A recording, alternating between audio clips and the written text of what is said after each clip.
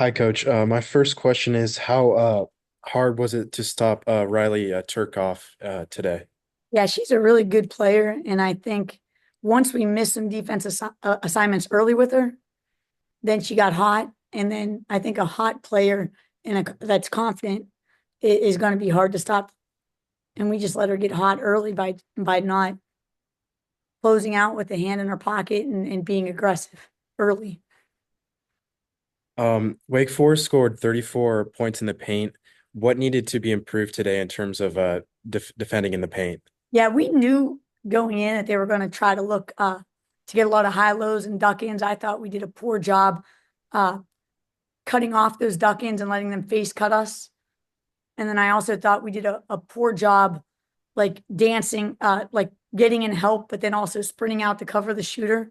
And that's a credit to Wake Forest. They did a very nice job spreading their offense to where, their best shooter was in the weak side. So, and I thought we just had to move a little quicker from our help side to our closing out on shooters. And it was like if we weren't getting the one, we were giving up the other. And if we were getting the outside, we were giving up the inside. And that's something this team's just got to get better at. And that's a little anticipation and moving when the ball's in the air. And, at the end of the day, giving high hand ball pressure. I thought we played a lot tonight or today with our hands down. My last question is what was the issue with turning the ball over a lot during this game? It was, I mean, I thought that our players felt it too. That was very embarrassing. We just weren't taking care of the ball. We were fumbling it, 50-50 balls. We weren't securing and gripping and holding on to them. And Wake Forest just out hustled us in that category. And that embarrasses us all. And our players don't want to be those players. Yeah, it's not who we are, but it's kind of who we were today. And we're not going to let that happen again. Thank you, Coach. Yeah, coach, just given the positives that had come out of the last three games with the two wins and even the Notre Dame game, how do you avoid kind of putting too much stock into disappointment versus just planning for the week ahead and versus wanting to obviously correct what happened?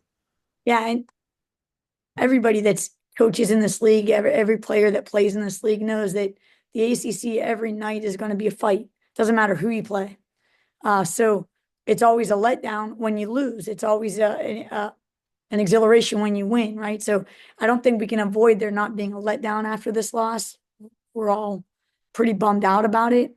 But in basketball, there's not time to continue to feel sorry or feel bad about it. Tomorrow is our day off, and then we'll get in on Tuesday and start rebounding and finishing drills and preparing for Florida State.